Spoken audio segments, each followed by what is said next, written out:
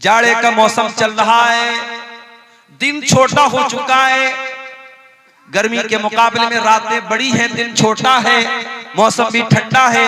अगर औरतें चाहें तो बड़ी आसानी से नफली रोजा रख सकती हैं। जो रमजान के छूटे हुए रोजे हैं वो चाहें तो वो रोजे इस मौसम में बड़ी आसानी से रख सकती हैं। मगर मेरी प्यारी माँ बहनों, आपके अंदर वो शौक ही नहीं है, वो जज्बा ही नहीं जो मरियम के अंदर था। अल्लाह कह रहा है इज़िन तबज़त मिन अहलिहा मकानन शर्क़िया, याद करो जब मरियम अपने घर वालों को छोड़कर मस्जिद अक्सा के बैतुल मुक़द्दस के पूरब साइड में चली गई। इज़ अरसलना इलैहा रूहना फत्तखज़त मिन दूनिहिम हिजाबा। अल्लाह फरमाता है कि मरियम ने अपने बीच में और घर वालों के बीच में पर्दा लगा दिया, पर्दे में रह करके वो अल्लाह की इबादत करने लगी। फत्तखज़त मिन दूनिहिम हिजाबा फअरसलना इलैहा रूहना फतमस्सल लहा बशरन सविया। हमने अपने फरिश्ते जिब्रील को भेजा और जिब्रील एक इंसान की शक्ल में, खूबसूरत इंसान की शक्ल में मरियम के पास आए। मरियम अकेली है, मरियम बंद कमरे में, कमरा लॉक है और अचानक एक खूबसूरत इंसान, एक मर्द मरियम के सामने आ जाता है। ओ मेरी प्यारी माँ बहनों, एक पाक दामन औरत, एक नेक औरत, एक दीनदार औरत का रिएक्शन क्या होगा ऐसे? एक दीनदार औरत किसी गैर मर्द को तन्हाई में देखेगी तो उसका रिएक्शन क्या होगा, जरा देखिए मरियम का रिएक्शन। अल्लाह कहता इज़ अरसलना इलैहा रूहना, हमने मरियम के पास अपने फरिश्ते को भेजा। फतमस्सल लहा बशरन सविया, और वो फरिश्ता इंसान की शक्ल में मरियम के पास आया। क़ालत इन्नी अऊज़ु बिर्रहमानि मिनका इन कुन्त तक़िया। मरियम फौरन डर गई और कहने लगी मैं रहमान की पनाह चाहती हूँ, मैं अल्लाह की पनाह चाहती हूँ। इन कुन्त तक़िया, ऐ इंसान, ऐ आने वाले मर्द, अगर तू अल्लाह से डरने वाला है दूर हो जा, मेरे करीब ना आना, मैं तुझसे अल्लाह की पनाह चाहती हूँ। मरियम ने ये समझा कि ये कोई मर्द है, उनको मालूम नहीं था कि ये फरिश्ता है। मरियम ने उसको अल्लाह का नाम लेकर के उसको अल्लाह का डर याद दिलाया, अल्लाह का खौफ याद दिलाया। गुनाह के मौके पर अगर अल्लाह याद आ जाए तो ये दिल में ईमान के जिंदा होने की निशानी।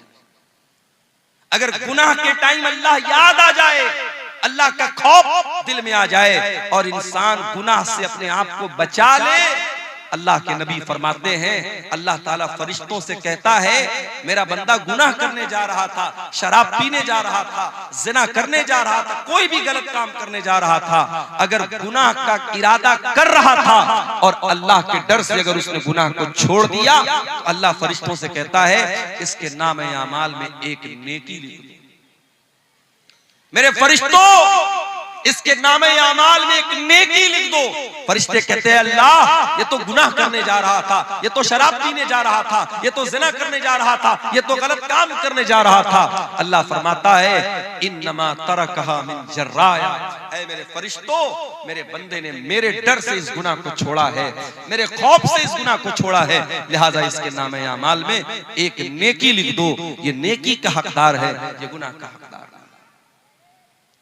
पता ये चला मेरे नौजवान साथियों, आज जहां जहां भी जिना के अड्डे कायम हो रहे हैं, जहां जहां गलत काम हो रहे हैं, शराब पी जा रही है, नशा हो रहा है, बदकारी हो रही है, बेहयाई हो रही है, बेपर्दगी हो रही है, बदकारी हो रही है, जितने गुनाह हो रहे हैं उन गुनाहों की असल वजह यह कि इंसान अल्लाह का खौफ अपने दिल से निकाल चुका है।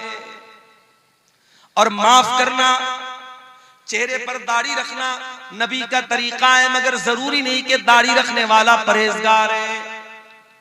घर से नकाब में निकलने वाली औरत बहुत अच्छा काम करती है कि नकाब में निकल रही है, मगर नकाब में निकलना इस बात की गारंटी नहीं है कि उसके दिल में अल्लाह का डर है। मेरे प्यारे साथियों, कितने ज़िना के वाक़यात हुए जो नकाब पोश लड़कियों ने होटलों में जाकर के याशियां की हैं। कितने गलत काम हुए जो चेहरे पर दाढ़ी रखने वालों ने और माथे पर सजदे का निशान रखने वालों ने वो गलत काम किए हैं। इसलिए याद रखना, दाढ़ी की अहमियत अपनी जगह है, नकाब की अहमियत अपनी जगह है, नमाज की अहमियत अपनी जगह है। जब तक अल्लाह का डर ना हो, जब तक अल्लाह का खौफ ना हो, तब तक इंसान गुनाहों से नहीं बच सकता। गुनाह से बचना है, अल्लाह का डर होना चाहिए। और अल्लाह का डर कैसे पैदा होगा? जब अल्लाह को जानेंगे। जितना अल्लाह के बारे में जानेंगे, जितनी अल्लाह के बारे में आपको नॉलेज होगी, उतना आपके दिल में अल्लाह का डर पैदा होगा। इसीलिए अल्लाह कुरान में कहता है, इन्नमा यख्शल्लाह मिन इबादिहिल उलमा। अल्लाह ताला से उसके बंदों में उलमा डरते हैं। यहां उलमा से मुराद सिर्फ वो लोग नहीं है जो मदरसे से पढ़े हुए लोग हों। यहां मदरसे से फारिग होने वाले उलमा ही मुराद नहीं है, बल्कि उलमा का मतलब जो जितना अल्लाह को जानेगा, जिसके पास अल्लाह की जितनी नॉलेज होगी, उतना वो अल्लाह से डरेगा। इसीलिए हजरत लुकमान ने जब अपने बच्चे को नसीहत की तो पहले उसको अल्लाह का मकाम याद दिलाया। आज अपने बच्चों को कौन अल्लाह के बारे में बताता है? हमारा बच्चा जरा सा बड़ा हुआ, हम सिखाते बेटा good morning, good evening, good afternoon, good night, goodbye, ta-ta, ये सिखाते अपने बच्चों को। हमारा बच्चा कभी अपने मुंह से दुआएं सुनाए, ये हमारी तमन्ना नहीं। रात में हम बिस्तर पे सोने जाते हैं, अगर हम कोशिश करें, मैंने 2.5 साल की 2-2 साल की बच्चियों के मुंह से सुना है, माँ बाप ने उनको सिखाया है, तो रात में बिस्तर पे जाती है, माँ कहती है बेटा दुआ सुनाओ।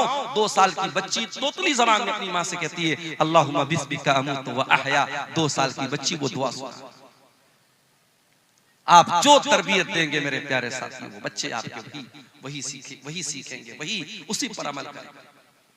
और सिखाने की सबसे बेहतरीन जो उम्र होती है वो बचपन की। बच्चों को आपने बचपन से नमाज की आदत डलवा दी, इंशाअल्लाह जवानी में नहीं छूटेगी। बच्चों को बचपन में आपने कुरान का हाफिज बना दिया, इंशाअल्लाह सारी जिंदगी कुरान को याद रखेगा। बच्चों को बचपन में आपने तौर तरीका सिखा दिया, सारी जिंदगी उसको याद रहेगा। मेरे प्यारे साथियों, हजरत लुकमान ने अपने बच्चे को जब नसीहत की तो क्या कहा? या बुनय्या इन्नहा इन तकुम मिस्काल हब्बतिन मिन खरदलिन फतकुन फी सखरतिन औ फिस समावाति औ फिल अर्दि याति बिहल्लाह। ऐ मेरे बच्चे, याद रखना अल्लाह ताला इतना पावरफुल है और इतना नॉलेज रखने वाला है। अगर एक राई के दाने के बराबर भी तूने कोई गलत काम किया, तूने कोई अच्छा काम किया, और वो राई के दाने के बराबर कोई चीज आसमानों के अंदर कहीं छुपी हुई है, जमीन के अंदर कहीं छुपी हुई है, किसी पहाड़ के चट्टान के नीचे छुपी हुई है, अल्लाह ताला उस राई के दाने के बराबर चीज को कयामत के दिन सामने ले आएगा। वो राई के दाने के बराबर चीज भी अल्लाह ताला की नजर से ओझल नहीं हो सकती, अल्लाह की नॉलेज से बाहर नहीं हो सकती। तू क्या समझता है? तेरा कमरा बंद कर लेने से, तेरे कमरे की लाइट ऑफ कर देने से, तेरे अपने मोबाइल की हिस्ट्री को डिलीट कर देने से, तेरे व्हाट्सएप की चैटिंग को खत्म कर देने से तेरे गुनाहों पर पर्दा पड़ गया? अल्लाह को नहीं मालूम है, तू अल्लाह को बेवकूफ बना लेगा? नहीं मेरे भाई, अल्लाह को सब पता है। इसलिए अगर गुनाहों से बचना है, अल्लाह को पहचानो मेरे प्यारे। हजरत मरियम कहती हैं इन्नी अऊज़ु बिर्रहमानि मिनका इन कुन्त तक़िया। ऐ आने वाले इंसान, मैं रहमान की पनाह चाहती हूं, अगर तू अल्लाह से डरने वाला है, मेरे करीब ना आना, मेरे पास ना आना। अच्छा, फरिश्तों के अंदर शहवत नहीं होती। हजरत जिब्रील इंसान की शक्ल में आए हैं, मगर जिब्रील फरिश्ते हैं, और फरिश्ते के अंदर कभी डिजायर और शहवत और ख्वाहिश नहीं। मर्द के अंदर, इंसान के अंदर ख्वाहिश है। कोई कितना ही नेक इंसान हो, अगर उसके सामने औरत आएगी तो जो एक मर्द की जो के अंदर जो फितरी तौर पर औरत को पाने की जो तलब है, जो रिक्वायरमेंट है, वो जरूर कहीं ना कहीं उसके दिल में पैदा होगा। कोई मर्द अगर ये कहता है साहब जैसे डॉक्टर जाकिर नायक का एक बड़ा वायरल हुआ था एक मामला, उन्होंने पड़ोसी मुल्क में जब उनका दौरा हुआ, उन्होंने कहा कि अगर किसी मर्द के सामने कोई औरत मेकअप करके बैठी है और काफी देर तक उसके सामने बातचीत कर रही है और मर्द को कोई फर्क नहीं पड़ रहा है, तो वो इसका मतलब कि वो मर्द गड़बड़ है, उसको अपना इलाज कराना है। बड़ा बवाल हुआ था उसको। मगर डॉक्टर जाकिर नायक ने जो बात कही थी, डॉक्टर जाकिर नायक की बहुत सारी बातों से इख्तिलाफ भी है, लेकिन बहुत सारी बातें उनकी सही हैं, यहां वो बिल्कुल सही है। इसीलिए हमारी शरीयत कहती है अगर एक मर्द और एक औरत है तो बीच में तीसरा शैतान जरूर होता है। अगर एक गैर मर्द एक औरत गैर मर्द से अकेले में मिलेगी, मौलाना साहब मसला पूछने जा रही हूं, मौलाना साहब की हालचाल लेने जा रही हूं, आलिम साहब है, ये तो बड़े नेक है, तकरीर करते हैं, बड़े दीनदार हैं, अगर एक औरत एक मर्द तन्हाई में मिलेंगे, चाहे वो मर्द उस दौर का सबसे बड़ा परहेजगार इंसान हो और वो औरत उस दौर की अल्लाह की वलिया हो, नेक औरत हो, अगर एक मर्द और एक औरत तन्हाई में मिलेंगे, अल्लाह के नबी फरमाते इल्ला वसालिसुहुम शैतान, तीसरा वहां शैतान जरूर। इसीलिए इस्लाम में कोई एजुकेशन नहीं है मेरे। क्लास में लड़का भी पढ़ रहा है, लड़की भी पढ़ रही है, जवान लड़का जवान लड़की, पढ़ाई कम होगी वहां पे, बदकारी और ज़नाकारी ज्यादा होगी। आज आप जाके देखिए, अभी आज की न्यूज आपको बता रहा हूं, क्रिसमस का त्योहार मना करके एक औरत लड़की आ रही थी चेन्नई के अंदर एक कॉलेज के अंदर, उसी कॉलेज में बिरयानी बेचने वाला एक नौजवान उस लड़की के साथ रेप करता है और उसको जख्मी भी करता है। बाद में जब मामला सामने आया, पुलिस केस बना, बड़ा बवाल हुआ, अब शायद उसको अरेस्ट कर लिया गया। मेरे प्यारे साथियों, इंसान के अंदर शहवत का जो शैतान है वो कब बेदार हो जाए हम नहीं कह सकते। इसीलिए अल्लाह तबारक व तआला ने मर्द और औरत जब जवान हो जाएं उनको निकाह का हुक्म दिया है, ताकि उनकी शहवत का सही इस्तेमाल हो, गलत दिशा में वो कदम न उठाएं, गलत रुख पर बोला जाए। हजरत मरियम ने जब ये कहा कि मैं रहमान की पनाह चाहती हूं, अब हजरत जिब्रील ने क्या जवाब दिया? काला इन्नमा अना रसूल रब्बिकी लिअहब लकी गुलामन ज़किया। कहा है मरियम तू गलत समझ रही है, मैं कोई इंसान नहीं हूं, मैं अल्लाह का फरिश्ता हूं और मैं इसलिए तेरे पास आया हूं ताकि मैं तुझको ये खुशखबरी दे दूं कि तुझे बहुत जल्द एक बच्चा पैदा होने वाला है, बहुत नेक बच्चा, बहुत पाक साफ बच्चा, बहुत अच्छा बच्चा। अच्छा, आपने गौर किया होगा जब बच्चा पैदा होता है तो रोता है, और मेडिकल साइंस के हिसाब से बच्चे को रोना जरूरी भी है। बच्चा नहीं रोता है तो प्रॉब्लम हो जाती है, बास बच्चे नहीं रोते हैं तो बाद में बड़ी बीमारियां पैदा हो जाती है, बास बच्चे तो बोल ही नहीं पाते अगर पैदाइश के समय वो नहीं रोते। मगर अल्लाह के नबी फरमाते जब बच्चा पैदा होता है तो शैतान उसे कचोका मारता है, चोट पहुंचाता है, शैतान उसे मारता है और वो बच्चा रोता है। और शैतान दुनिया के हर बच्चे को मारता है, मगर एक बच्चा ऐसा था जिसको शैतान मार नहीं सका, और वो बच्चा कौन था? वो मरियम का बच्चा था, उसका नाम ईसा बिन मरियम था। हजरत जिब्रील ने कहा कि ऐ मरियम ऐसा बच्चा पैदा होने वाला है तुझे, गुलामन ज़किया, जो बहुत नेक बच्चा हो। क़ालत अन्ना यकूनु ली गुलाम वलम यमससनी बशरुन वलम अकु बगिया। मरियम कहने लगी मुझे बच्चा कहां से होगा, मैं तो कुंवारी हूं, मैं तो वर्जिन हूं, मेरी शादी नहीं हुई है, आज तक किसी इंसान ने मुझे टच नहीं किया है, और न मैं ज़िनाकार औरत हूं, मैं बदकार औरत हूं, ये बच्चा कैसे मुझे पैदा होगा? क़ाल कज़ालिक, हज़रत जिब्रील ने कहा कि अल्लाह का हुक्म है और तुम्हें बच्चा पैदा होगा। क़ाल रब्बुकी हुवा अलैया हय्यिन, आपका परवरदिगार ये कह रहा है कि ये मेरे लिए आसान है, वलिनजअलहु आयतन लिन्नास, और अल्लाह ताला आपके बच्चे को बगैर बाप के पैदा करेगा ताकि वो बच्चा दुनिया के लिए एक निशानी बन जाए। वकाना अम्रम मक़दिया, और ये अल्लाह का हुक्म है जो पूरा होकर के रहेगा। अब मरियम प्रेग्नेंट हो गई, अब ये वजाहत कुरान में नहीं है कि ये प्रेगनेंसी पूरे 9 महीना रही या चंद दिन रही। फहमलतहु, मरियम के पेट में ईसा अलैहिस्सलाम वजूद में आ गए। मरियम के पेट में ईसा अलैहिस्सलाम वजूद में आ गए। मरियम को हमल ठहर गया। फंतबज़त बिही मकानन क़सिया, और जब मरियम ने ये देखा कि पेट ज्यादा फूल गया है और अब लोग सवाल उठाएंगे, मरियम वहां से बहुत दूर निकल गई, आबादी से दूर चली गई, मस्जिद अक्सा से दूर चली गई ताकि लोगों के सवालों का जवाब ना देना पड़े। फहमलतहु फंतबज़त बिही मकानन क़सिया, मरियम के पेट में ईसा अलैहिस्सलाम आ गए और मरियम अपने हमल के साथ, अपने पेट के बच्चे के साथ मस्जिद अक्सा से दूर चली गई। फ़अजाअहल मखाज़ु इला जिज़इन नख़ला, और जब बच्चे की पैदाइश का टाइम आया, जब दर्दे ज़े का टाइम आया, जब लेबर पेन का टाइम आया, जब बच्चे की पैदाइश का टाइम आया, हजरत मरियम मजबूर हो गई, तड़पने लगी और एक खजूर के पेड़ के पास जाके वहां पहुंच गई। दर्दे ज़े ने उनको मजबूर किया, एक पेड़ के पास पहुंच गई। बच्चे की पैदाइश का टाइम है, मरियम कुंवारी है, उनको ये तो पता है कि ये बच्चा अल्लाह ताला की तरफ से बगैर बाप के पैदा हो रहा है, अल्लाह की कुदरत की एक निशानी है। मगर मरियम को इस बात की फिक्र है, कल जब ये बच्चा जन्म लेगा मैं दुनिया को क्या बताऊंगी, मैं दुनिया को क्या मुंह दिखाऊंगी।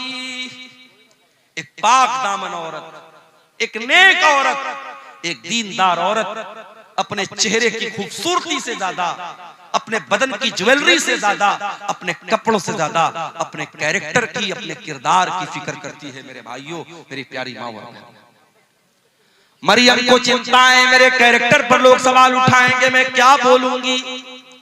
क़ालत या लैतनी मित्तु क़ब्ल हाज़ा, मरियम कहने लगी कि काश आज के पहले मैं मर गई होती। व कुन्तु नसियम मनसिया, कोई मेरा नाम तक न जानता, मैं भूली बसरी कहानी बन गई होती, लोग मेरा नाम तक न जानते। ये कौन सी मुसीबत मेरे सर पे आ गई। ऐ मरियम, ये मैं तू क्या जवाब देगी लोगों को। ऐ काश है मरियम तुम मर गई होती। मरियम अपने आप से कह रही तुम मर गई होती। अल्लाह, इस जुमले में मरियम के कर्ब को महसूस कीजिए मेरे भाई, मरियम के दिल की पीड़ा को महसूस कीजिए, मरियम के दिल के अंदर जो अपने किरदार की जो फिक्र है, जो चिंता है, उसको महसूस कीजिए। मरियम कहती है काश मैं मर गई होती, मुझे कोई मेरा नाम तक न जानता, कोई मेरा जिक्र तक न करता। फनादाहा मिन तहतिहा अल्ला तहज़नी क़द जअल रब्बुकी तहतकी सरिया। अब मरियम को बच्चा पैदा हो रहा है। दुनिया में औरतों को बच्चा पैदा होता है तो कोई ना कोई डॉक्टर होता है, दाई होती है, कोई डिलीवरी कराने वाला होता है। ये दुनिया का ऐसा बच्चा है, कोई डिलीवरी कराने वाला नहीं। फरिश्ता कहता है, फरिश्ते की आवाज आती है, ऐ मरियम तू डर मत, तू घबरा मत।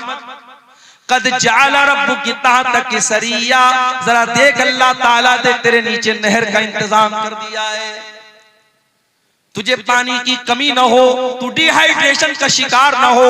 ऐ मरियम, बच्चे की पैदाइश के बाद तुझे पानी चाहिए, कौन तुझे पानी ला के देगा। ऐ मरियम देख अल्लाह ताला ने तेरे लिए पानी का इंतजाम कर दिया, तेरे नीचे से नहर जारी हो गई है। वहुज़्ज़ी इलैकी बिजिज़इन नख़ला, और ऐ मरियम जरा इस खजूर के पेड़ को तू हिला के तो देख, जब तू इसको हिलाएगी, वहुज़्ज़ी इलैकी बिजिज़इन नख़लति तुसाक़ित अलैकी रुतबन जनिया, तो तेरे ऊपर पकी हुई खजूरें गिरेंगी, ये पकी हुई खजूर तू खा लेना। बाज़ उलमा कहते हैं कि डिलीवरी के टाइम औरतों को आयरन की बड़ी कमी होती है, इसीलिए जब औरतें जब प्रेग्नेंट होती हैं तो डॉक्टर लोग उनको आयरन की टेबलेट खिलाते हैं, और खजूर के अंदर आयरन बहुत होता है। तो मरियम को अल्लाह ताला ने खजूर खिलवाई। खजूर और पानी बहुत जरूरी है एक ऐसी औरत के लिए जिसको डिलीवरी हुई। एक बात तो ये पता चला, दूसरी बात ये पता चली कि पकी हुई खजूर तेरे ऊपर गिरेगी। खजूर कब पकती है भाई? खजूर दिसंबर में नहीं पकती है, खजूर जून में पकती है। बाज़ उलमा ने इस आयत से ये इस्तिदलाल किया है कि ईसा अलैहिस्सलाम कभी 25 दिसंबर को पैदा हो ही नहीं सकते। ये फर्जी तारीख है, गलत तारीख है। ईसा अलैहिस्सलाम जब भी पैदा हुए होंगे मई और जून के महीने में पैदा हुए होंगे, जो फलस्तीन के इलाके में मुल्क के शाम में गर्मी का मौसम होता है, दिसंबर तो हर जगह सर्दी का मौसम होता है। खजूर पकी हुई खजूर तेरे ऊपर गिरेगी। अच्छा, एक सबक और मिल रहा है। मरियम को बच्चा हुआ है। औरत दुनिया की सबसे कमजोर अवस्था में कब होती है? जब बच्चा पैदा होता है। उस कमजोर अवस्था में भी अल्लाह ताला मरियम को हुक्म क्या दे रहा है कि ऐ मरियम, ये पेड़ तू हिलाएगी तब तुझे खजूर मिलेगी। अल्लाह ताला के लिए क्या नामुमकिन बात थी मेरे भाई। अल्लाह फरिश्ते को हुक्म दे देता और एक प्लेट में खजूर सजा के मरियम को लाके दे दी जाती, मगर नहीं। अल्लाह ने एक सबक ये भी दिया, जब हरकत करोगे तब बरकत आए। हरकत से बरकत आए। मुसलमान समझता है बैठ के हम दुआएं करेंगे और हमारी मस्जिदें सब सुरक्षित हो जाएंगी, हम दुआएं करेंगे और हम पर जुल्म करने वाले सब जो है बर्बाद हो जाएंगे। नहीं मेरे भाई, आपको हरकत भी करना पड़ेगा, आपको एक्टिव भी होना पड़ेगा। आप सदियों से जो जिंदगी जीते चले आए हैं वही जिंदगी आप जी रहे हैं। 50 साल पहले भी सीमांचल का इलाका पिछड़ा हुआ था, आज भी आप पिछड़े हुए हैं। 50 सालों में जैन कम्युनिटी कहां से कहां पहुंच गई, सिख कम्युनिटी कहां से कहां पहुंच गई, इसी देश के बड़े छोटे छोटे तबके कहां से कहां पहुंच गए। आपका सीमांचल क्यों पीछे है? मेरे भाइयों, कोई और दोषी नहीं है, दोषी हम और आप। हम और आप जब तक अपने आप को ऊपर उठाने की कोशिश नहीं करेंगे, हरकत नहीं करेंगे, बरकत नहीं आएगी। मरियम ने पेड़ को हिलाया है तब ऊपर से खजूर गिरी। फकुली वशरबी वकर्री आईना, ऐ मरियम तू ये खजूर खा ले, ये पानी पी ले, ये खजूर खा करके पानी पी करके वकर्री आईना, ऐ मरियम तू अपनी आंखों को ठंडी कर ले, तू टेंशन न ले, तू चिंता न कर, तू फिक्र न कर। फकुली वशरबी वकर्री आईना फइम्मा तरयिन्ना मिनल बशरि अहदन फकुली इन्नी नज़रतु लिर्रहमानि सौमन फलन उकल्लिमल यौम इंसिया। और ऐ मरियम, कोई इंसान अगर नजर आ जाए और कोई पूछने लगे बच्चा किसका है, ये बच्चा कहां से आया, तो ऐ मरियम तू बात मत कर, तो इशारे से कह देना कि मैंने 3 दिन का रोजा रखा है। उस जमाने में जब लोग रोजा रखते थे तो बात नहीं करते थे, रोजे में कलाम भी मना था।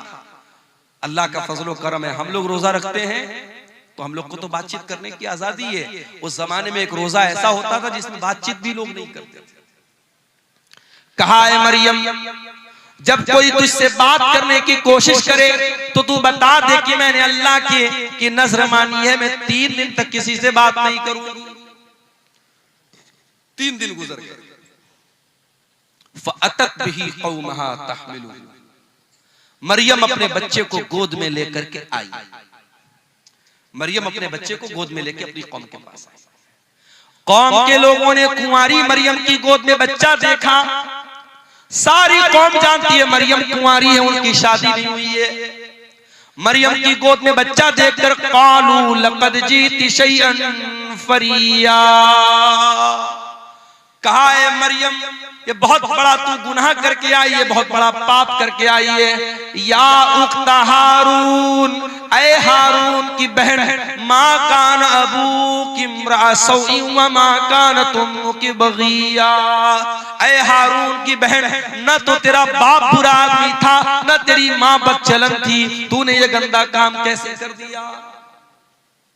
अच्छा, ये मरियम के कोई भाई थे जिनका नाम हारून था।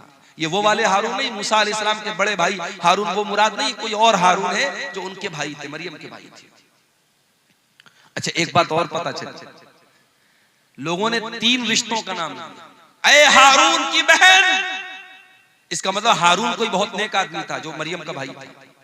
ऐ हारून की बहन, तेरा भाई इतना नेक इंसान, तेरा बाप इतना नेक इंसान, तेरी माँ इतनी अच्छे किरदार और कैरेक्टर की, तू कैसे पापी निकल गई। पता ये चला कि ये त्रिकोण है। अगर किसी लड़की का भाई ठीक ठाक है, लड़की का बाप ठीक ठाक है और लड़की की माँ ठीक ठाक है, तो लड़की के बिगड़ने के चांसेस बहुत कम है। लेकिन जिस लड़की का भाई गड़बड़ हो, भाई की गर्लफ्रेंड है, तो यकीनन उस बहन का भी कोई बॉयफ्रेंड है। किसी ने बड़ा अच्छा जुमला कहा था कि ए वैलेंटाइंस डे पर किसी लड़की को फूल देने वाले, जा देख तेरी बहन को भी कोई फूल दे रहा है। और इसीलिए अल्लाह कुरान में जब जिना का जिक्र करता है, अल्लाह कहता है वला तक़रबुज़ ज़िना इन्नहु काना फ़ाहिशतन व साअ सबीला। ऐ मेरे बंदो, तुम जिना के करीब भी न जाना, ये बड़ा गंदा काम है, बहुत ही बुरा रास्ता है। अल्लाह ने जिना को रास्ता कहा। रास्ता क्यों कहा है भाई? जिस रास्ते पर आप चलेंगे उसी रास्ते पर कोई दूसरा चल के आपके घर की दहलीज तक आएगा। अगर आप किसी दूसरे की इज्जत व आबरू को छेड़ेंगे, कोई आपके घर की इज्जत पर भी डाका जरूर डालेगा। ये इसको हम मुतलक तौर पे इसको अल्लाह का कानून तो नहीं कह सकते, मगर दुनिया का तजर्बा और मुशाहदा ही बताता है। कहा है हारून की बहन, तेरा भाई अच्छा इंसान, तेरा बाप अच्छा इंसान, तेरी माँ अच्छी औरत, तू कैसे इतना गंदा काम कर बैठी? तूने ये गंदा काम क्यों कर दिया? मरियम क्या जवाब देती? मरियम के पास कोई जवाब नहीं है। मरियम जवाब देगी, कौम के लोग मानने वाले नहीं है। फ़अशारत इलैहि, मरियम ने अपने बच्चे की तरफ इशारा किया। क़ालू कैफ़ नुकल्लिमु मन काना फ़िल महदी सबिया। कौम के लोगों ने कहा कि ऐ मरियम, क्या मजाक कर रही है? इस दूध पीते बच्चे से हम क्या बात करें? तू जवाब दे, तू माँ है, तू जवाब दे, इस बच्चे से क्या बात करे? तू कैसी बेवकूफी की बात कर रही है? तू बच्चे की तरफ क्यों इशारा कर रही है? हम बच्चे से कैसे बात करें? अल्लाह अकबर। जब एक पाक दामन औरत के कैरेक्टर पर दाग लगाने की कोशिश हुई, एक पाकीज़ा औरत के किरदार पर जब लोगों ने धब्बा लगाने की कोशिश की, अल्लाह ने उसके दूध पीते बच्चे को ज़बान दे दी।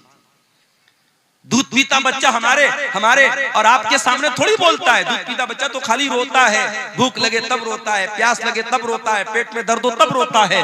मगर ईसा बिन मरियम अपनी माँ की गोद में बोलते हैं, क़ाल इन्नी अब्दुल्लाह आतानियल किताब वजअलनी नबिय्या वजअलनी मुबारकन ऐनमा कुन्तु वअवसानी बिस्सलाति वज़्ज़काति मा दुम्तु हय्या वबर्रम बिवालिदती वलम यजअलनी जब्बारन शक़िय्या।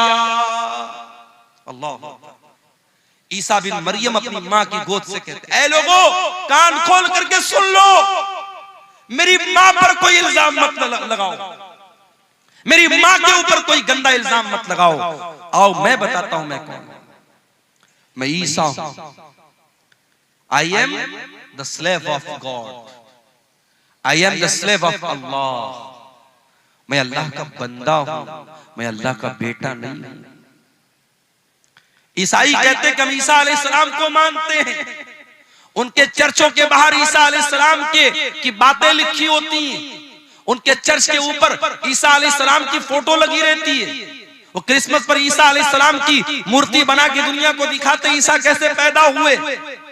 मगर ईसाइयों से जाके जरा पूछो कि ऐ ईसाइयों, तुमसे बड़ा बदनसीब कौन होगा कि जिस पैगंबर से तुम मोहब्बत का दावा करते हो, उस पैगंबर ने दुनिया में जन्म लेने के बाद सबसे पहली बात जो उस नबी की जबान से निकली है, तुम उसी पर ईमान नहीं रखते हो। वो नबी कह रहा है मैं अल्लाह का बंदा हूं और तुम कहते हो ईसा अल्लाह के बेटे थे। कितना फर्क है तुम्हारे अकीदे में और ईसा अलैहिस्सलाम की तालीमात में। ईसा अलैहिस्सलाम दुनिया में जन्म लेने के बाद पहली बात ये कह रहे हैं, इन्नी अब्दुल्लाह, मैं अल्लाह का बंदा हूं। और ऐ लोगों, अल्लाह ने मुझे किताब दी है, अभी मैं माँ की गोद में खेल रहा हूँ, मगर अल्लाह मुझे किताब देगा जिसका नाम इंजील होगा, और अल्लाह ने मुझे नबी भी बना लिया है, और मैं बरकत वाला हूँ, जहां भी रहूंगा बरकत के साथ रहूंगा। और अल्लाह ने मुझे नमाज का हुक्म दिया है और ज़कात का हुक्म दिया है, जब तक मैं जिंदा रहूंगा नमाज पढ़ता रहूंगा, ज़कात देता रहूंगा। कितने अफसोस की बात है। ईसाई शराब पीता है, ईसाई जिना करता है, ईसाई गलत काम करता है, अपने चर्च में जाता है, वहां चर्च का पादरी कहता है कि तूने शराब पिया है, तूने जिना किया है, तूने मर्डर किया है, कोई बात नहीं, ले उसको शराब पिलाता है। ईसाई का जो पादरी होता है वो शराब पिलाता है और ये कहता है कि तेरे जितने पाप हैं वो अल्लाह के बेटे ने, गॉड के बेटे ने अपने ऊपर ले लिया। गॉड का बेटा सूली पर चढ़ गया और गॉड का बेटा तेरे सारे गुनाहों को अपने सर पे लेके जा चुका है, अब तुझे कोई टेंशन लेने की बात नहीं। अल्लाह, कितना कितना गलत है ये। ईसा इब्ने मरियम दुनिया में आने के बाद कहते हैं नमाज पढ़ने का मुझे हुक्म मिला है, मैं नमाज जब तक जिंदा रहूंगा पढ़ता रहूंगा। पता ये चला इस्लाम में कोई शॉर्टकट नहीं है कि तुम्हारी नमाज कोई और पढ़ लेगा, तुम्हारी मग़फ़िरत कोई और करवा देगा, नहीं, तुमको नमाज पढ़नी पड़ेगी, तुमको रोजा रखना पड़ेगा, तुमको ज़कात देनी पड़ेगी। ईसा इब्ने मरियम कहते जब तक मैं जिंदा रहूंगा अल्लाह ने मुझे हुक्म दिया है कि मैं नमाज पढ़ता रहूं, मैं ज़कात अदा करूं। वबर्रम बिवालिदती, और अल्लाह ताला ने मुझे अपनी माँ के साथ अच्छा सलूक करने का हुक्म दिया है। वलम यजअलनी जब्बारन शक़िया, और अल्लाह ताला ने मुझे सरकश नहीं बनाया, मुझे बदबख्त नहीं बनाया, मुझे बदनसीब नहीं बनाया, अल्लाह ने मुझे अच्छे नसीब वाला बनाया है। इतनी बात कहने के बाद ईसा इब्ने मरियम कहते हैं वस्सलामु अलैया यौमा वुलिदतु व यौमा अमूतु व यौमा उबअसु हय्या, मेरे ऊपर उस दिन भी सलाम जिस दिन मैं पैदा हुआ, उस दिन भी सलाम जिस दिन मैं मरूंगा, और उस दिन भी सलाम जिस दिन मैं जिंदा उठाया जाऊंगा। हमारा अकीदा ये है। ईसा अलैहिस्सलाम सूली पर नहीं चढ़ाए गए, कान खोल करके सुन लो मेरे भाइयों, ये अकीदा समझ लो। ईसा इब्ने मरियम के बारे में जब कहीं किसी से बात करना हो, आपको ईसा अलैहिस्सलाम के बारे में सही इंफॉर्मेशन होनी चाहिए। ईसा अलैहिस्सलाम सूली पर नहीं चढ़ाए गए, उनको सूली पर चढ़ाने की कोशिश जरूर हुई, मगर अल्लाह ताला ने उनको सुरक्षित आसमान पर उठा लिया। वो अपने शरीर के साथ, अपने जिस्म के साथ और अपनी रूह के साथ आसमान पर उठा लिए गए। उनकी जगह उनके एक हमशक्ल को यहूदियों ने सूली पर चढ़ा दिया।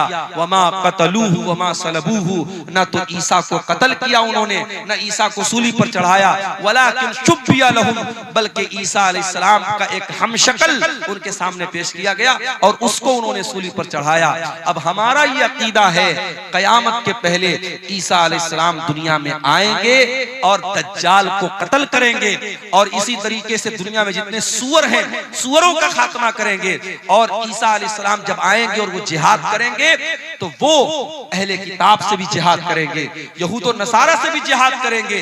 और जब ईसा अलैहिस्सलाम यहूद और नसारा से जिहाद करेंगे तो उनको जिजिया का ऑप्शन नहीं देंगे, वो डायरेक्ट दो ऑप्शन देंगे, या तो इस्लाम कबूल करो या फिर मुझसे जंग करो। तो उनके जमाने में जिजिया का ऑप्शन खत्म हो जाएगा।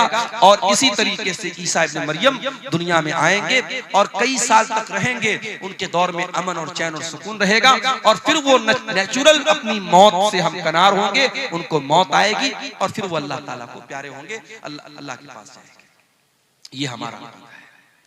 इसीलिए अल्लाह जब इस वाक़े को बयान करता है, अल्लाह कहता है ज़ालिका ईसा इब्नु मरियम क़ौलुल हक़्क़िल्लज़ी फ़ीही यम्तरून, ये ईसा इब्ने मरियम है, ये अल्लाह के सच्चे कौल हैं, अल्लाह की सच्ची बात इनके बारे में है जिनके बारे में लोग शक और शुबहा कर रहे हैं। तो हजरत ईसा अलैहिस्सलाम के बारे में ये मोटी मोटी बात मैंने सोचा कि आपके सामने रख दूं, ताकि ईसा अलैहिस्सलाम के बारे में एक सही विचारधारा, एक सही नजरिया आपके दिलो दिमाग में पैदा हो जाए। अल्लाह ताला हम सबको हजरत ईसा अलैहिस्सलाम, अच्छा ये भी याद रखिए ईसा अलैहिस्सलाम के बारे में दुनिया में 3 गिरोह पाए जाते हैं। एक ईसाइयों का गिरोह है जो ईसा अलैहिस्सलाम को अल्लाह का बेटा करार देता है, अल्लाह के बराबर करार देता है, वो भी गुमराह है। और एक यहूदियों का तबका है जो ईसा अलैहिस्सलाम को बुरा भला कहता है, उनको हराम की औलाद कहता है, उनको नऊजुबिल्लाह ज़िना की औलाद कहता है। यहूदी भी हजरत ईसा से दुश्मनी में गुमराह हुए, ईसाई उनसे मोहब्बत में गुमराह हुए, यहूदी उनसे दुश्मनी में गुमराह हुए। और एक तबका ऐसा है जो ईसा अलैहिस्सलाम पर ईमान भी रखता है, उनको के बारे में यह अकीदा रखता है वो अल्लाह के नबी थे, वो अल्लाह के पैगंबर थे, बगैर बाप के पैदा हुए थे और अल्लाह ताला ने उनके हाथ पर बहुत सारे मोजज़ात दिखाए थे। और इस तबके को मुसलमान कहते हैं। हम और आप ईसा इब्न मरियम के ऊपर ईमान मानते हैं। मेरे अजीजों, इस तमहीदी गुफ्तगू के बाद मैंने जो नज़्म पढ़ी थी तकरीर के बाद, आपने गौर किया होगा उस नज़्म में मैंने नौजवानों को खिताब किया था। आज हमारे कौम में अगर कोई तबका ऐसा है जो सबसे ज्यादा जिस पर काम करने की जरूरत है तो वो तबका नौजवानों का तबका है। और दुनिया की हर कौम अपने नौजवानों को ट्रेंड करती है, अपने नौजवानों को मजबूत करती है, अपने नौजवानों पर मेहनत करती है। आज हमारी कौम का नौजवान कहां जा रहा है? हमारे नबी की सीरत उठा करके देखिए, हमारे नबी के साथ जो सहाबा थे, जो आपके सफ़े अव्वल के सहाबा थे, जिन्होंने आपके साथ पत्थर खाए थे, आपके साथ जंगों में अपने सीने पर तीर और तलवार का जख्म बर्दाश्त किया था। आप गौर कीजिए मेरे प्यारे साथियों, नबी के उन सहाबा में आपको मेजॉरिटी किसकी मिलेगी, उसमें बहुमत किसका मिलेगा? उसमें अक्सरियत नौजवानों की मिलेगी। अब्दुल्ला बिन मसूद कौन है? नौजवान है। मुसअब बिन उमैर कौन है? नौजवान है। हजरत खालिद बिन वलीद कौन है? नौजवान है। उस्मान गनी कौन है? नौजवान है। तलहा कौन है? नौजवान है। जुबैर कौन है? नौजवान है। अली बिन अबी तालिब कौन है? नौजवान है। मेरे नबी के सहाबा में वो सहाबा जो मेरे नबी के बॉडीगार्ड बन करके चला करते थे, जिन्होंने मेरे नबी के साथ हर मुश्किल को बर्दाश्त किया है, उसमें मेरे प्यारे साथियों बढ़ चढ़ करके हिस्सा लेने वाले नौजवान सहाबा, नौजवान आगे थे। और यही वजह है कि कुरान करीम में अल्लाह ताला नौजवानों को हाईलाइट करके बयान करता है। परसों जुमा का दिन आने वाला है, हम और आप जुमा के दिन सूरह कहफ पढ़ते हैं। सूरह कहफ में अल्लाह ताला ने एक वाकया बयान किया, कि अल्लाह ताला के कुछ बंदों ने, एक मुशरिक बादशाह के दौर में वो रहते थे, जब बादशाह ने उनको मजबूर किया इस्लाम को छोड़ने के लिए, तौहीद को छोड़ने के लिए, तो उन अल्लाह के बंदों ने अपनी तौहीद को बचाने के लिए, अपने ईमान को बचाने के लिए अपने बाप का महल छोड़ दिया, अपने माँ बाप की हवेली को छोड़ दिया और एक गुफा में, एक पहाड़ के गार में जाकर के सो गए। और 309 साल तक अल्लाह ताला ने उनको जिंदा सही सलामत सुलाए रखा। 309 साल तक वो सोए रहे। अल्लाह ताला जब इस वाक़े को बयान करता है तो अल्लाह ताला एक बात को हाईलाइट करता है। अल्लाह क्या कहता है? इन्नहुम फित्यतुन आमनू बिरब्बिहिम वज़िदनाहुम हुदा। अपने ईमान को बचाने के लिए अपने माँ बाप को छोड़ने वाले, अपने माँ बाप का ऐशो आराम छोड़ने वाले, अपनी हवेलियों को छोड़ करके पहाड़ की गुफा में जाने वाले ये नौजवान थे। अल्लाह ने खास तौर से हाईलाइट करके बयान किया कि ये नौजवान थे। अल्लाह चाहता तो ऐसे ही डायरेक्ट जिक्र कर देता कि चंद लोग थे, मगर अल्लाह ताला ने फित्यतुन का लफ्ज इस्तेमाल किया। इससे ये पता चला कि अल्लाह ताला को नौजवानों का ईमान बहुत पसंद है। आज हमारे कितने नौजवान हैं, उनको जब नमाज के बारे में बोलो, गुनाहों को छोड़ने के बारे में बोलो, उनकी जबान से एक ही लफ्ज निकलता है, मौलाना साहब ये जवानी का दिन है, अभी तो मैं मौज मस्ती कर लेने दो, कल जब जवानी खत्म हो जाएगी तब हम इबादत भी कर लेंगे, रोजा भी रखेंगे, नमाज भी पढ़ेंगे, गुनाहों से भी बचेंगे। ओ मेरे प्यारे नौजवान साथियों, अज़रबैजान से एक फ्लाइट, एक हवाई जहाज उड़ता है, जिस हवाई जहाज के अंदर 72 मुसाफिर सफर कर रहे थे। हवाई जहाज के अंदर आग लग जाती है और हवा के अंदर वो हवाई जहाज जल कर राख हो जाता है और 72 के 72 लोग हवा में जल करके मर जाते हैं। ये भी आज की न्यूज आपको बता रहा हूं। क्या उन 72 लोगों में सारे बूढ़े लोग थे? क्या सारे 70-80 वाले लोग थे? उसमें 20 साल के नौजवान भी थे, उसमें 2 साल का बच्चा भी था, उसमें 25 साल की औरतें भी थी। मेरे प्यारे भाइयों, जब हवाई जहाज के अंदर आग लग जाती है, अंदर का वीडियो वायरल हुआ है, जाकर के इंटरनेट पर देख लेना। फ्लाइट के अंदर जितने लोग हैं वो मालिक को याद कर रहे हैं, वो मौला को याद कर रहे हैं, वो अपने रब को याद कर रहे हैं। हम नहीं जानते कौन सा एक्सीडेंट हमारे साथ हो जाए, हम नहीं जानते कब मौत हमारे सर पर आकर के हमारी मोहलत खत्म कर दे। मेरे प्यारे साथी, क्या आप इस बात की गारंटी लेके बैठे हैं कि आप बुढ़ापे तक जिंदा रहे? क्यों अपनी जवानी को गलत कामों में गुजारते हैं? मेरे प्यारे साथियों, हमें और आपको डरना चाहिए। याद रखो मेरे प्यारे साथियों, जवानी में जितने जज्बे के साथ आप नमाज पढ़ लेंगे, जवानी में जितनी ताकत के साथ आप हज उम्रा कर लेंगे, जवानी में जितने जोश के साथ आप अल्लाह की राह में पैसा खर्च कर देंगे, अल्लाह के दीन के लिए आप मेहनत कर लेंगे, कल बुढ़ापे में आप नहीं कर पाएंगे। मैंने वहां मक्के में देखा, सफा मरवा के दरमियान सही कर रहे थे हम लोग, कितने बूढ़े लोगों को मैंने देखा, बूढ़ी औरतों को देखा, बेचारी चलते चलते थक गई, हाँफने लगी। कितने मर्दों को मैंने देखा व्हील चेयर पर वो खाने काबा का तवाफ कोई कुर्सी पर लेकर के करा रहा है व्हील चेयर पे। वो इस लायक नहीं है कि वो खाने काबा के करीब जाकर के अल्लाह के घर के पास जाकर के अपनी बॉडी पर, अपने शरीर पे चल के वो खाने काबा का तवाफ कर सके। जवानी होती है, लोग बोलते हैं हज कर लो, उम्रा कर लो, लोग नहीं करते हैं, लोग टाल देते हैं कि चलो बुढ़ापे में कर लेंगे, लड़की की शादी के बाद कर लेंगे, मकान बनवाने के बाद कर लेंगे। मेरे प्यारे साथियों, इस बात की क्या गारंटी है कि कल लड़की की शादी के बाद आप जिंदा रहोगे या लड़की की शादी तक आप जिंदा रहोगे? अभी परसों बनारस में मैं सफर पे निकल चुका था, एक जगह में सफर में गया हुआ था, बनारस में एक मैयत हो गई हमारे अपने मोहल्ले की, और एक इमाम साहब का इंतकाल हो गया। मेरे ख्याल से 50-60 साल उनकी उम्र थी, बिल्कुल हट्टे कट्टे सेहतमंद थे। फजर की नमाज पढ़ने गए और फजर की नमाज पढ़ करके जब वापस घर पे आए हैं, फालिज का हमला हुआ है, ब्रेन हेमरेज हुआ है और हॉस्पिटल ले जाते जाते उन्होंने दम तोड़ दिया।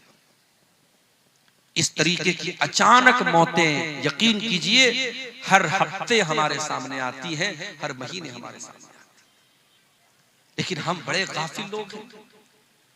किसी मदरसे में, किसी स्कूल में इम्तिहान का टाइम करीब आता है, जो बच्चा साल में कभी पढ़ाई नहीं करता है, अगर उसको पास होना है, अगर उसको अगली क्लास में जाना है, तो वो नादान बच्चा भी सोचता है नहीं यार साल भर नहीं पढ़ा, चलो कोई बात नहीं, इम्तिहान आ गया, एग्जाम आ गया, अब तो थोड़ी पढ़ाई कर लूं। वो मेहनत करता है, पढ़ाई करता है, उसको मालूम है अगर अब मैंने मेहनत नहीं की तो मैं पास नहीं हो पाऊंगा। मेरे प्यारे साथियों, क्या हमारा और आपका इम्तिहान करीब नहीं है? क्या हम अपनी मौत से करीब नहीं है? हम नहीं जानते हमारा इम्तिहान कब शुरू हो जाएगा, मौत कब आ जाएगी, हम नहीं जानते। हम कितने नादान हैं, हमको मालूम है हमारा इम्तिहान कभी भी लिया जा सकता है और हम कोई तैयारी नहीं कर रहे हैं। इसीलिए अल्लाह कुरान में कहता है इक़्तरबा लिन्नासि हिसाबुहुम व हुम फी गफलतिन मुरिदून। ओ लोगों, तुम्हारे हिसाब का टाइम करीब आ चुका है, फिर भी तुम गफलत की नींद सो रहे हो।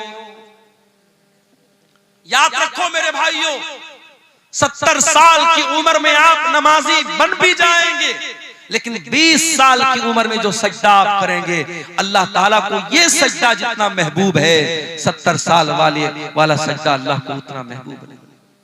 70 साल में कोई सुधर गया, 60 साल में कोई नेक बन गया, हम उसका मजाक नहीं उड़ा रहे, हम उस पर तंज नहीं कर रहे। कोई 60 साल की उम्र में अगर नमाज पढ़ रहा है बहुत अच्छी बात है, लेकिन तौबा करने का, अल्लाह की तरफ पलटने का, अल्लाह के दीन की तरफ आने का बेहतरीन टाइम जवानी का टाइम है। मेरे प्यारे साथियों, अपनी जवानी में तौबा करो, अपनी जवानी में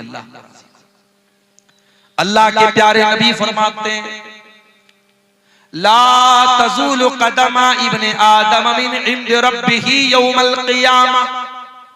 क़यामत के दिन इंसान अपनी जगह से हिल नहीं पाएगा जब तक वो 5 सवालों का जवाब न दे दे।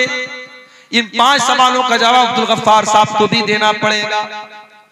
इन 5 सवालों का जवाब हुसैन सलफी साहब को भी देना पड़ेगा, हमारे नाज़िम इजलास साहब को भी देना पड़ेगा, उस्मान मुखिया साहब को भी देना पड़ेगा, पढ़े लिखे को भी देना पड़ेगा, अनपढ़ को भी देना पड़ेगा, दौलतमंद को भी देना पड़ेगा, गरीब को भी देना पड़ेगा, सीमांचल के लोगों को भी देना पड़ेगा, नॉर्थ इंडिया के लोगों को, साउथ इंडिया के लोगों को, सारे बंदों को, सारे इंसानों को देना पड़ेगा। ला तज़ूलु कदमा इब्ने आदम, जो आदम का बेटा है, जो इंसान है, जो मर्द है, जो औरत है, हर इंसान को और मर्द औरत को इन 5 सवालों का जवाब देना है। अल्लाह, दुनिया का कौन सा एग्जामिनर है जो एग्जाम के पहले आपको पेपर आउट कर दे? पेपर आउट हो जाए तो एग्जाम कैंसिल हो जाता है। उस मालिक का करम देखो, उस रब्बुल आलमीन की रहमत देखो, उसने कयामत के दिन का पर्चा आउट कर दिया। जा मेरे बंदे तू तैयारी कर। 5 सवाल का जवाब सबको देना, हिल नहीं सकते। पहला सवाल होगा अनुम्रिही फीमा अफना, ऐ इंसान तूने अपनी जिंदगी को कहां गुजारा? जब तक तू बच्चा था, ना बालिग था, ना समझ था, तेरे गुनाह नहीं लिखे जाते थे, तेरी गलतियां नहीं लिखी जाती थी। जब तू 12-13 साल का हो गया, लड़की को पीरियड आने लगा, लड़के को दाढ़ी मूछ के बाल आने लगे, ज़ेरे नाप बाल आने लगे, लड़का बालिग हो गया, लड़की बालिग हो गई। अब बालिग होने के बाद से लेकर के अपनी मौत तक, चाहे तू 50 साल तक जिंदा रहा, 60 साल तक जिंदा रहा, 70 साल तक जिंदा रहा, जितनी तुझको जिंदगी मिली मेरे बंदे, तूने बालिग होने के बाद से लेके अपने आखिरी दिन तक तूने क्या क्या किया? चल पूरी जिंदगी का हिसाब दे। अल्लाह, 50 साल में, 60 साल में, बालिग होने के बाद से लेकर, बचपन का हिसाब नहीं लिया जाएगा। बचपन में जब इंसान ना समझे उसका अल्लाह के हिसाब नहीं होगा। उसके बाद से लेकर के मरने के दिन तक का हिसाब अल्लाह। अन उम्रिही फीमा, कहां गुजारा तूने जिंदगी, चल हिसाब दे। ये पहला सवाल होगा कयामत के दिन के पेपर। दूसरा सवाल वन शबाबिही फीमा अबला, ऐ मेरे बंदे तू 70 साल दुनिया में रह के आया था, तेरे 40 साल के बाद की जिंदगी तो बड़ी अच्छी गुजरी। मस्जिद का मुतवल्ली भी बन गया, मदरसे का नाजिम भी बन गया, हाजी साहब भी बन गया, फजर की नमाज में लाठी लेके पहुंचने लगा, कोई गलत काम नहीं करता था, दिन रात अल्लाह अल्लाह करता था, बहुत अच्छी बात है। लेकिन ऐ मेरे बंदे तू 20 साल से लेकर के 40 साल तक कैसा था? तेरी जवानी कहां गुजरी? तेरी जिंदगी का सबसे खतरनाक पीरियड कहां गुजरा? कहीं ऐसा तो नहीं तू शराब पिया करता था, कहीं ऐसा तो नहीं तू ज़िना किया करता था, कहीं ऐसा तो नहीं तू गंदी मूवीज देखा करता था, कहीं ऐसा तो नहीं तू नाजायज लड़कियों के साथ चैटिंग किया करता था, कहीं ऐसा तो नहीं तू होटलों में नाच गाना देखने जाता था। वअन शबाबिही फीमा अबला, मेरे बंदे तू अपनी जवानी का हिसाब दे, तूने कहां गुजारा उसको? गौर कीजिए मेरे भाई, सारी जिंदगी का हिसाब अलग होगा और जवानी का हिसाब अलग। तीसरा सवाल वअन मालिही मिन ऐन इक्तसबहु, तूने माल कहां से कमाया? क्रिप्टो से कमाया, ड्रीम 11 से कमाया, मेटा ओजोन से कमाया, ऑनलाइन हराम एप्स के जरिए कमाया, सट्टा बाजार के जरिए कमाया, जुआ खेल करके कमाया, क्रिकेट पर सट्टा लगा करके कमाया, कैसे कमाया? ये बड़ा मसला हमारे नौजवानों का है। बेरोजगारी बढ़ रही है तो हमारा नौजवान ऑनलाइन जितने जुआ वाले और सट्टा वाले ऐप्स हैं, हमारा नौजवान बड़ी आसानी से उनके चंगुल में फंस जाता है। बेरोजगारी है, कोई काम नहीं है, नौजवान सोचते चलो यार अच्छा है, बैठे बिठाए पैसा आ जाए, मेहनत नहीं करना चाहता, कारोबार नहीं करना चाहता। मेरे भाइयों, आज मुसलमान अगर बिजनेस में पीछे हैं तो अपनी करतूत से पीछे। वल्लाह हमने गुजरात में देखा, मैं गुजरात में अहमदाबाद में गया, नडियाड में गया, सूरत में गया, मुसलमान अपने बच्चों को नौकरी नहीं करवाते। व्यापारी का बेटा व्यापारी, मारवाड़ी का बेटा मारवाड़ी, मुसलमान वहां अपने बच्चे को व्यापारी बनाता है। चाहे वो छोटी सी दुकान खोल के बैठा है मगर कारोबार कर रहा है, उसका माइंड कारोबारी है। आज इस मुल्क में हमें और आपको अगर अपने वजूद को बचाना है, हमें बिजनेस और कारोबार में भी आगे बढ़ना है। और मैं ये बात इसलिए कर रहा हूं क्योंकि अगर हमने अपने आप को बिजनेस में आगे नहीं बढ़ाया, आगे आने वाले दिनों में बड़ी कठिनाइयां आएंगी। इन मदरसों, इन मस्जिदों और हमारे दीन की बुनियादों पर जो दिन रात हमले हो रहे हैं, इन हमलों से अपना डिफेंस करने के लिए भी हमें पैसे की जरूरत पड़ती है। आज हम जानते हैं सुप्रीम कोर्ट और हाई कोर्ट में वकीलों की फीस कितनी महंगी होती है। अभी हमारे उत्तर प्रदेश में मदरसों का केस चल रहा था, हाई कोर्ट का फैसला आ गया कि सारे मदरसे जो है गलत है, बंद कर दिया जाए, और 10,000 से ज्यादा जो टीचर थे उनकी नौकरी खतरे में पड़ गई। तो वहां मदरसों की जो एसोसिएशन है उसने इस मामले को सुप्रीम कोर्ट में उठाया और सुप्रीम कोर्ट में बड़ी महंगी वहां के वकीलों की एक सुनवाई की जो फीस होती थी 50-50 लाख रुपए होती थी, वो फीस उन्होंने पेमेंट किया और उसके बाद केस को लड़ा और जज साहब के सामने पूरे मामले को रखा और अल्हम्दुलिल्लाह सुप्रीम कोर्ट का जजमेंट आ गया कि नहीं, इतने सैकड़ों सालों से ये मदरसे चल रहे हैं, इन मदरसों को बंद नहीं किया जा सकता। सुप्रीम कोर्ट ने जजमेंट दे दिया, फैसला दे दिया। मेरे प्यारे साथियों, आज अगर कोई बेकसूर है और उसके खिलाफ कोई केस हो गया है, केस को लड़ने के लिए भी पैसे की जरूरत है, मस्जिदों को बनाने के लिए पैसे की जरूरत है, कब्रिस्तान और वक्फ की जमीन को बचाने के लिए आपको फंड की जरूरत पड़ेगी। और फंड कहां से आएगा? जब आप बिजनेस में आगे नहीं बढ़ेंगे, जब कारोबार में आगे नहीं। इसलिए हराम तरीके मत अपनाओ। कयामत के दिन तीसरा सवाल किया जाएगा, तुमने माल कहां से कमाया। चौथा सवाल, वो फीमान फकहू, तुमने माल कहां पर खर्च किया था।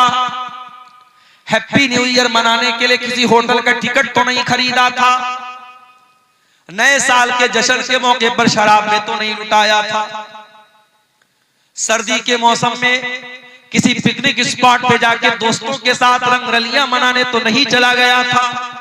आजकल लोग कश्मीर बहुत जा रहे हैं, हमारे इंस्टाग्राम पर मैंने देखा बड़ी रील्स आ रही हैं, लोग कश्मीर में जा रहे हैं, मियां बीवी जा रहे हैं और वहां जाके जो है बर्फ के ऊपर दिल बना रहे हैं कि साहब हम अपनी बीवी से बड़ी मोहब्बत करते हैं।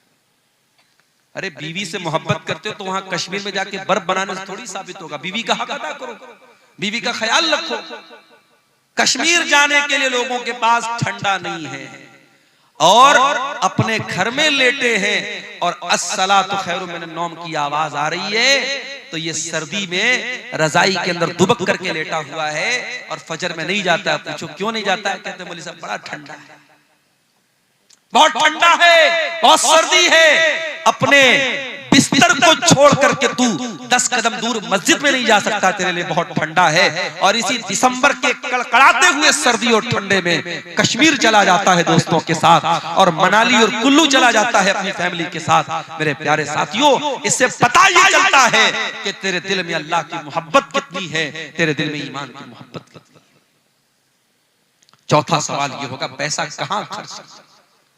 ये मत सोचो पैसा हमारे बाप का है, पैसा हमने कमाया है, हमारी मर्जी हम जहां चाहे खर्च करें। नहीं, पैसा कहां से आया इसका भी हिसाब देना पड़ेगा, पैसा कहां खर्च किया इसका भी हिसाब देना पड़ेगा।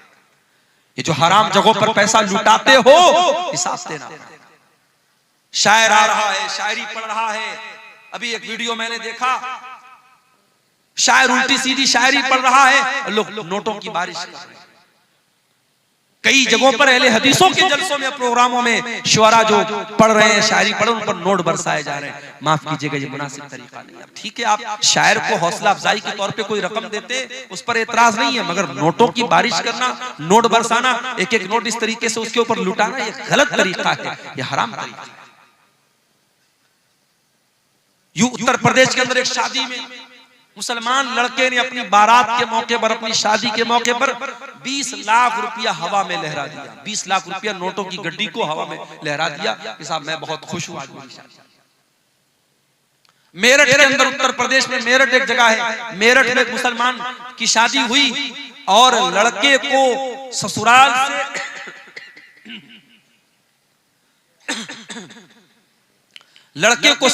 से 2.5 करोड़ रुपए की रकम मिली और मौलाना साहब जो निकाह पढ़ाने आए तो उनको 11 लाख रुपए कैश। हमारे यहाँ जब ये न्यूज आई तो हमारे बहुत सारे मदरसे के टीचरों ने कहा कि चलो अब वही मेरठ में चल के हम लोग निकाह पढ़ाते हैं। 11 लाख रुपया एक निकाह का मिल रहा है। तो मुसलमान पैसा लुटा रहा है भाई। आज आप जाके देख ले, जितने खाने पीने की दुकानें हैं वहां गैर मुस्लिमों की भीड़ आपको नहीं मिलेगी, मुसलमानों की। ये कबाब की दुकानें, ये बिरयानी की दुकानें, ये चटर पटर सामानों की दुकानें कौन मिलेगा? मुसलमान मिलेगा। अभी मैं कटिहार स्टेशन के बाहर देखा, कोई चाय वाला था, चाय की दुकान पे वो चाय बेच रहा है, हांडी वाली चाय, बड़ी मशहूर चाय भाई। उसकी चाय पीने ज्यादा नौजवान मुसलमान जा रहे और चाय भी पी रहे, साथ में सिगरेट का धुआं भी उड़ा रहे। दौलत अल्लाह की बहुत बड़ी नेमत है। इस दौलत का हिसाब देना पड़ेगा आपको। कहां खर्च किया आपने, कहां से आई ये दौलत, अल्लाह को हिसाब देना पड़ेगा।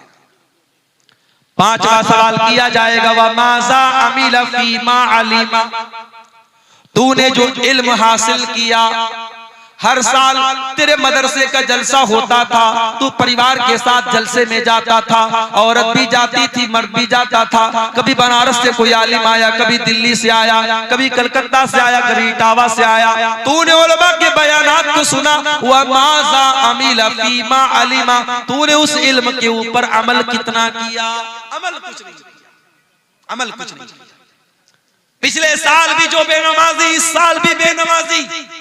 पिछले साल भी जो सूद खाता था, इस साल भी सूद खा रहा है। पिछले साल जो जुआ खेलता था, इस साल भी जुआ खेल रहा है। पिछले साल जो ज़िना में मुलव्विस था, इस साल भी ज़िना में मुलव्विस है। मेरे प्यारे साथियों, अगर इतनी तकरीरों और जलसों के बावजूद अगर हम अमल नहीं करते हैं, माफ कीजिए, ये एनर्जी, ये पैसा, ये सरमाया, ये कैपिटल जो लग रहा है इन जलसों पर, इन तकरीरों में, सब बर्बाद न हो जाए, कहीं क़यामत के दिन हमारे लिए मुसीबत न बन जाए। क्योंकि अल्लाह पूछेगा, व माज़ा अमिल फीमा अलिमा, तूने जो इल्म हासिल किया उस इल्म के ऊपर तूने अमल किया।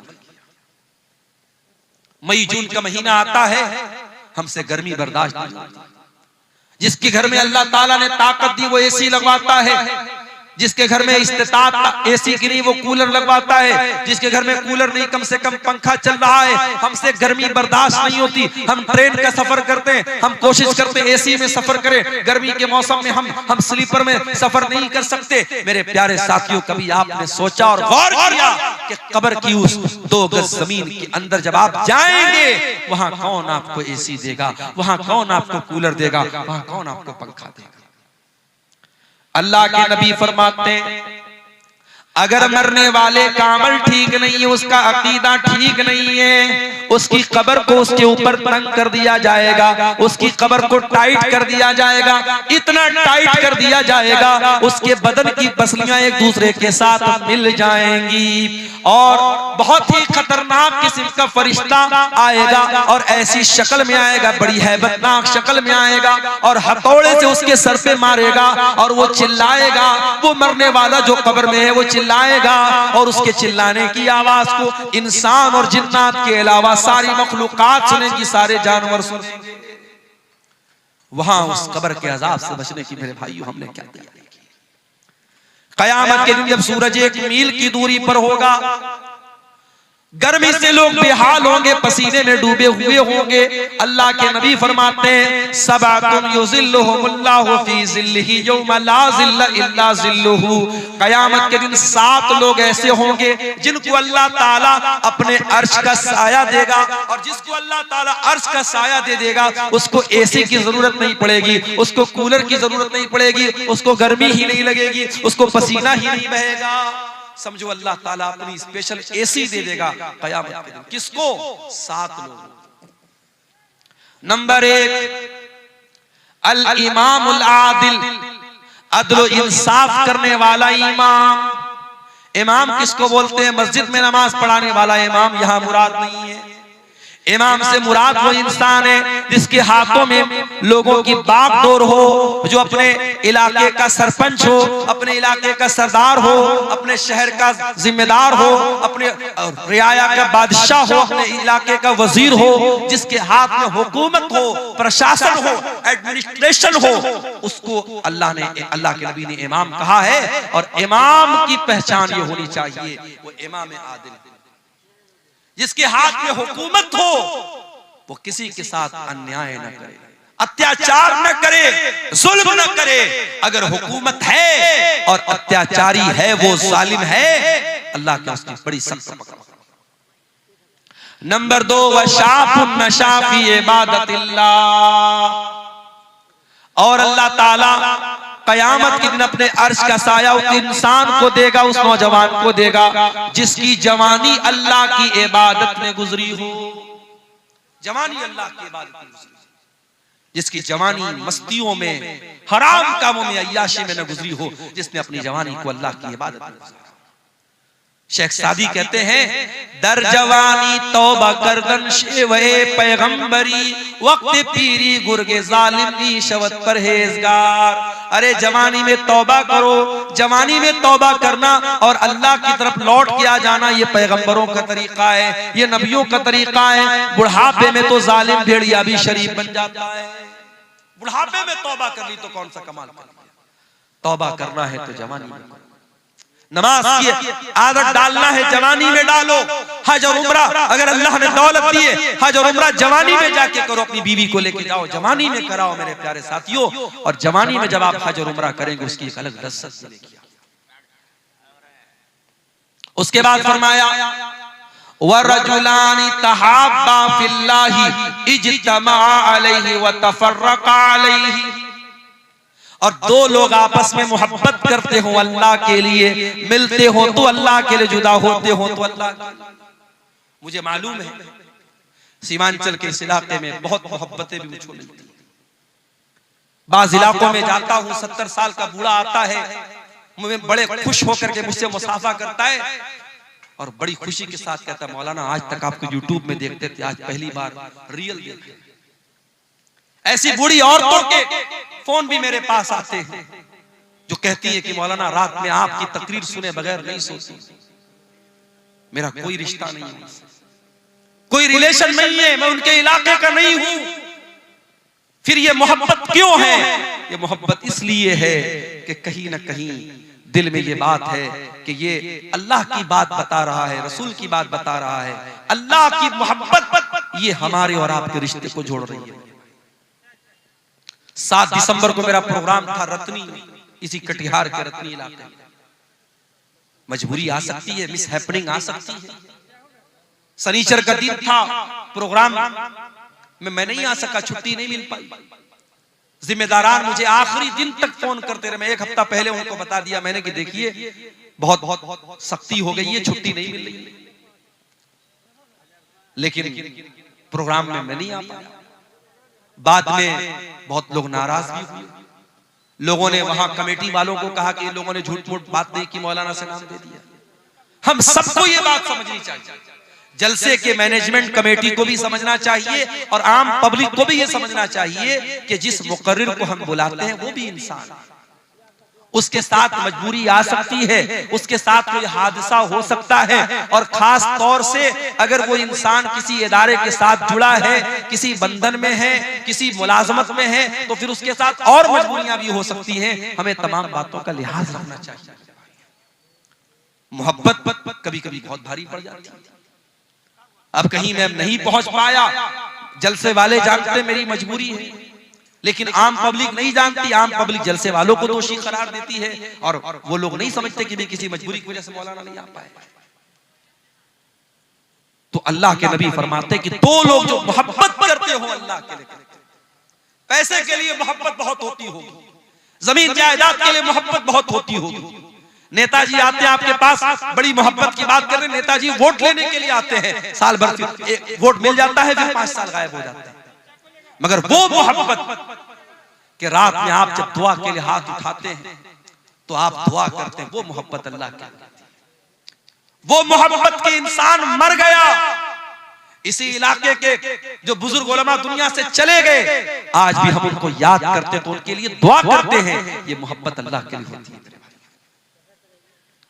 वरजुलानी तहाब्बा फिल्लाहि, कयामत के दिन अल्लाह ताला अपने अर्श का साया उन 2 लोगों को देगा जो आपस में मोहब्बत करते हो अल्लाह के लिए, मिलते हो तो अल्लाह के लिए, जुदा होते हो तो अल्लाह के लिए।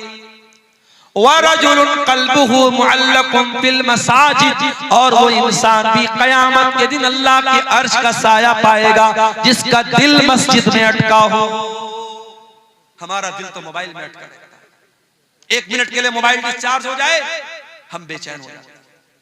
कभी वो बेचैनी नमाज के लिए क्यों नहीं पैदा होती?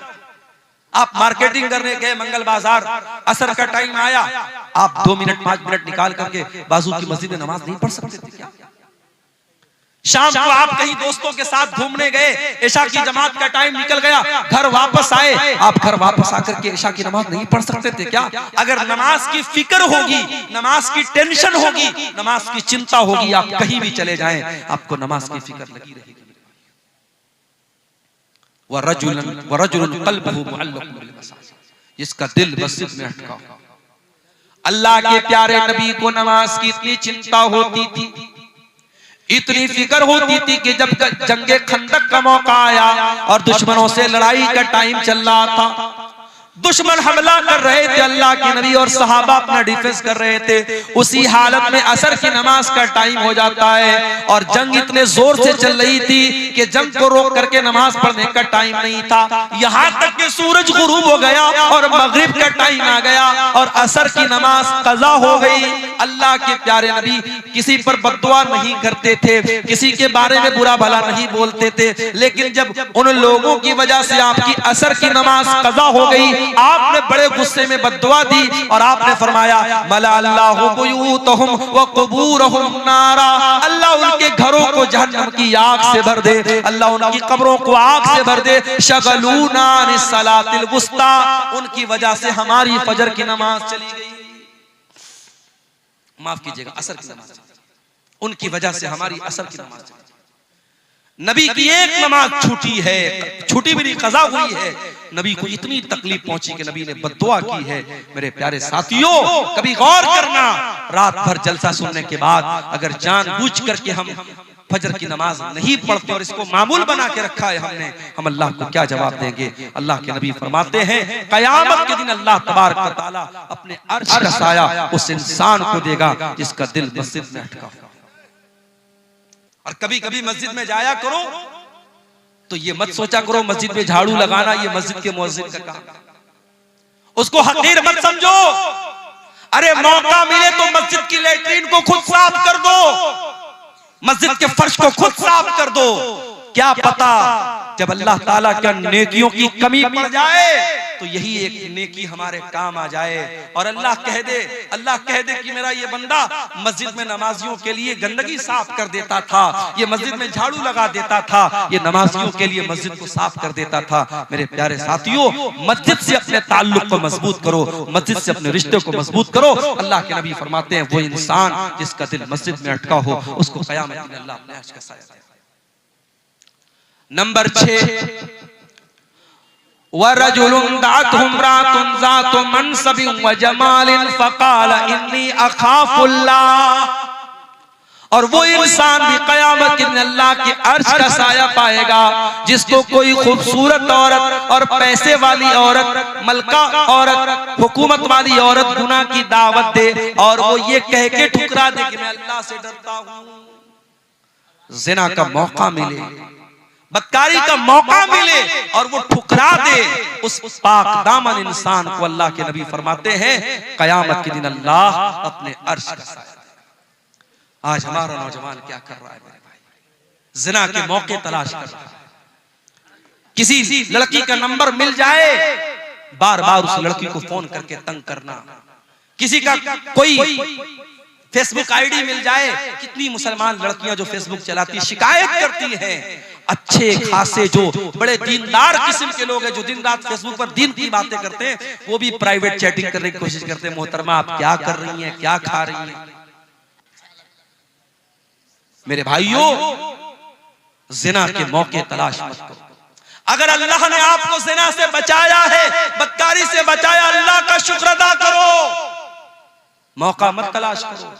अगर आज तक अल्लाह ताला ने आपके दामन को इस गंदगी से बचा के रखा है, अपने भाइयों से भी कहता हूं, अपनी बहनों से भी कहता हूं, आइंदा जिंदगी में भी अपने दामन को बचा के रखो। इसलिए कि अगर गुनाह का मौका मिल रहा है तो ये शैतान की बहुत बड़ी चाल है और अल्लाह की तरफ से बहुत बड़ी आजमाइश है। और इस अगर गुनाह का मौका मिलेगा और फिर अपने आप को गुनाह से बचाना फिर आसान काम नहीं होगा। अल्लाह के नबी फरमाते हैं वो इंसान जिसको कोई खूबसूरत औरत और पैसे वाली औरत गुनाह की दावत दे और वो ये कह के ठुकरा दे कि मैं अल्लाह से डरता हूं, उस इंसान को अल्लाह ताला कयामत के दिन अपने अर्श का साया देगा। उसके बाद फरमाया वरजुल तसद्दक़ बिसदक़तिन फ़ाख़फ़ाहा हत्ता ला तालम शिमालुहु मा तुनफ़िक़ु यमीनुहु।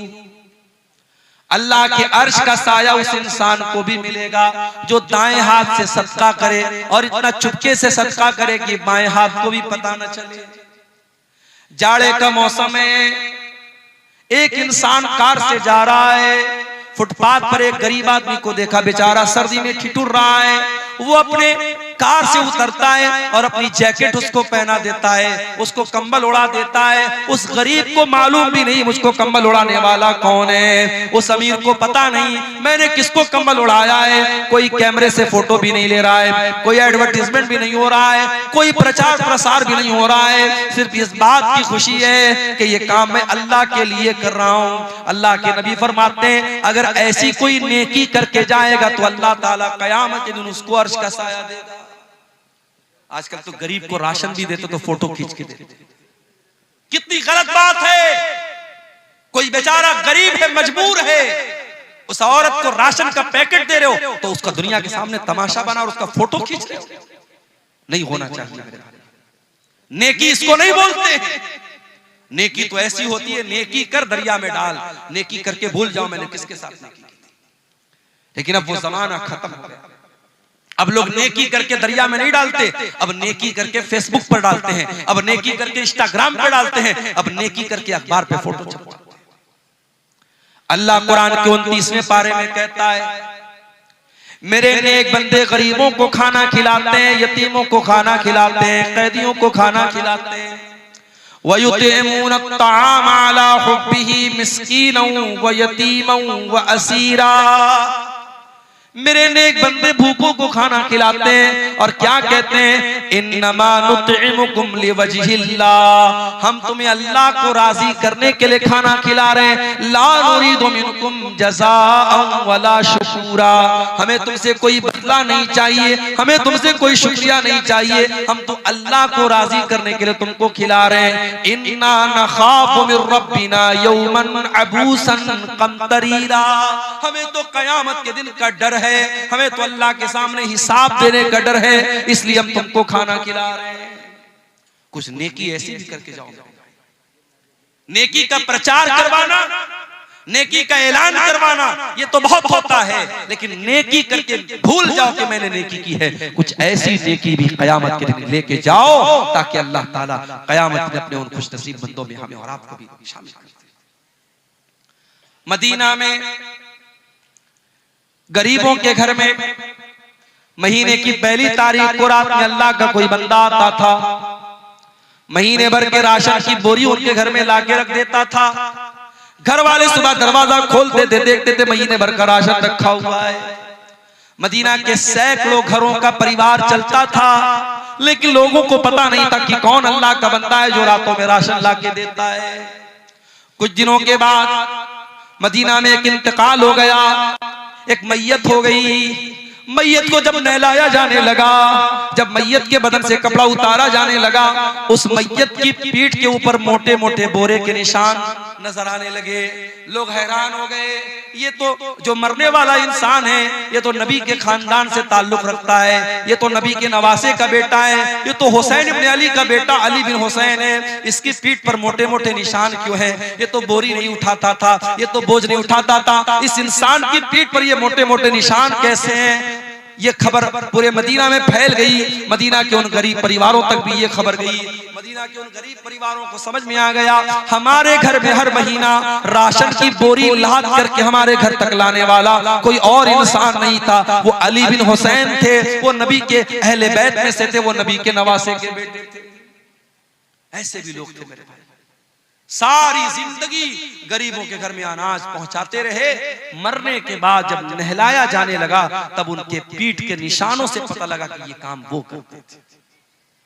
हम और आप तो रियाकार हो गए मेरे भाई, दिखावे की दुनिया आ गई, हर चीज में शो ऑफ आ गया, हर चीज सोशल मीडिया पे हम डालने लगे। हज करने जा रहे हैं, मेरी बीवी कहने लगी, जब मैं उम्रा करने गया, बीवी कहने लगी कि हम लोग भी जो है जब तवाफ करेंगे तो आप अपना हाथ खाने काबा पे रखिएगा और मैं भी अपना हाथ रखूंगी और दोनों लोग फोटो लेंगे। मैंने कहा ये चोंचलेबाजी मुझको पसंद नहीं।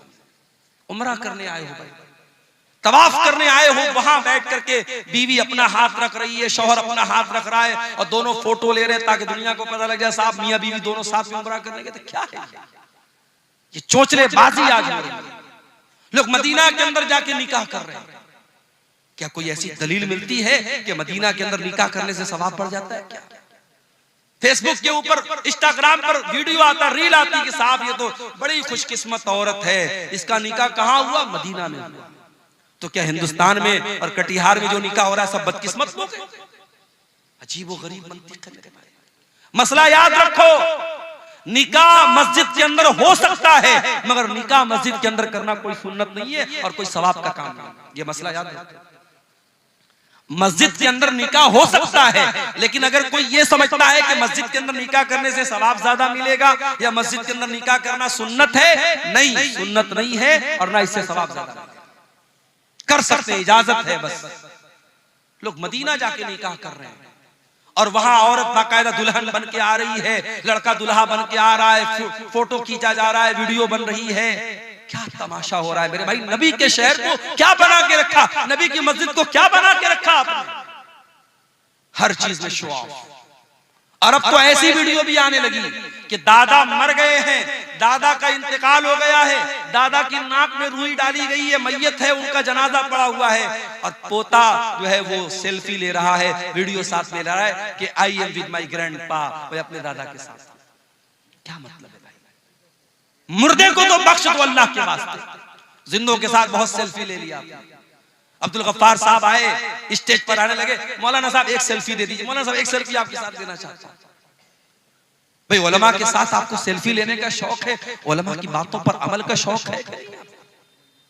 सेल्फी लेने का शौक अगर सिर्फ इसलिए है ताकि दोस्तों को बता सकूं फला आलिम के साथ मैंने सेल्फी लिया था, फला मौलाना साहब के साथ मैंने फोटो लिया था, सिर्फ अगर अपना शो ऑफ करना है, अपनी वाहवाही करना है, तो मेरे भाइयों बहुत गड़बड़ है ये चीज। हाँ, अगर आपको किसी आलिम से मोहब्बत है, उसकी तकरीरों को आप सुनते हैं और फिर उसकी बातों पर अमल भी करते हैं और फिर वो आलिम आपके इलाके में आता है और आपने कहा मौलाना आपसे बड़ी मोहब्बत करता हूँ, एक फोटो दे दीजिए, तो ठीक है, मौलाना लोग भी आपका दिल नहीं तोड़ेंगे, वो आपके साथ सेल्फी ले लेंगे। मगर सिर्फ सेल्फी लेने का मकसद वाहवाही करना है तो ये गलत है। शो ऑफ मत कीजिए। हमारा दीन शो ऑफ वाला दीन नहीं है, हमारा दीन बड़ा सिंपल, बड़ा सादा। अल्लाह के नबी फरमा रहे हैं दाहिने हाथ ने सदका किया, बाएं हाथ को भी पता नहीं चला। इतना चुपके से सदका किया, इतना चुपके से दान दिया, इतना चुपके से खैरात किया, दाहिने हाथ का सदका बाएं हाथ को पता नहीं चला। कुछ ऐसा दान भी यहां दीजिए मदरसों में आप कि जो आपको मालूम है और अल्लाह को मालूम। बड़ी बड़ी रकम लोग दे देते हैं, मालूम नहीं। हमारे बनारस में एक मस्जिद बन रही थी, 1 करोड़ रुपया मस्जिद के बनने पर खर्च हुआ था और 10-10 लाख रुपया ऐसे लोगों ने चंदा दिया कि पता भी नहीं चला कि वो चंदा किसकी तरफ से आया। औरतों की तरफ से सोने के जेवरात आए, मालूम भी नहीं हुआ कौन सी औरत ने दिया था। तो कुछ ऐसे काम भी करके जाइए कि दाएं हाथ